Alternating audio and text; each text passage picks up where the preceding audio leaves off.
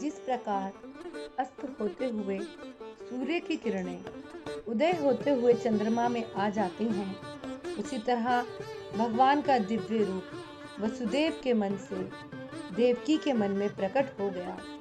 और तब ब्रह्मा जी, शिव जी, नारद, देवल तथा व्यास महामुनि अन्य देवताओं के साथ अदृश्य रूप में देवकी के सामने कंस के कारागृह में पहुंचे, जहां सबने मिलकर भगवान को प्रसन्न करने के लिए बहुत सुंदर स्तुतियां की। देवताओं ने प्रार्थना की, हे प्रभु, आप ही इस भौतिक जगत के प्राकट्य का कारण हैं। आप परम सत्य तथा शाश्वत हैं।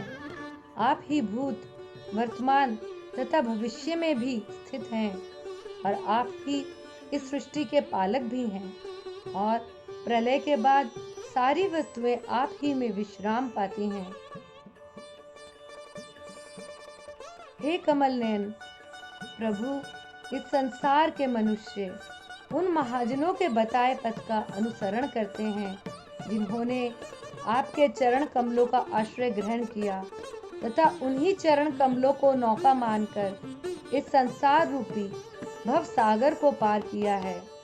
इस सरल सी विधि का पालन करके वह भक्तगण इस संसार रूपी अज्ञान सागर को इतनी आसानी से पार कर जाते हैं, जैसे कोई बछड़े के खुर से बने निशान को पार कर लेता है।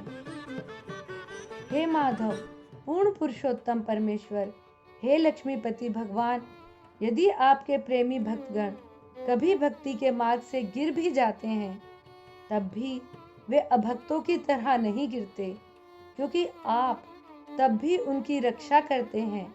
इस तरह वह भय से रहित होकर अपने शत्रुओं के मस्तकों को झुका देते हैं और भक्ति में प्रगति करते रहते हैं। हे प्रभु, हम भाग्यशाली हैं कि आपके प्राकट्य से इस धरती पर असुरों के कारण जो भारी बोझ है वह जल्दी ही दूर हो जाएगा।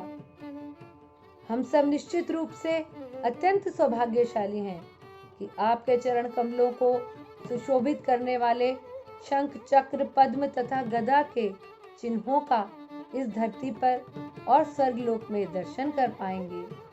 हे परम करुणामय, आपने इससे पहले भी अपनी कृपा से सारे विश्व की रक्षा करने के लिए विभिन्न अवतारों में अवतरण किया है और अब इस संसार के कष्टों को कम करके अपनी कृपा से एक बार फिर हमारी रक्षा करें।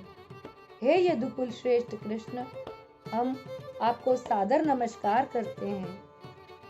और अंत में स्तुति करते हुए देवतागण माता देवकी को संबोधित करते हुए कहते हैं कि आपके तथा हमारे सौभाग्य से भगवान अपने समस्त अवतारों व शक्तियों सहित अब आपके गर्भ में हैं, अतः आपको अब कंस से भयभीत नहीं होना चाहिए, जिसकी मृत्यु भगवान के हाथों से ही निश्चित है।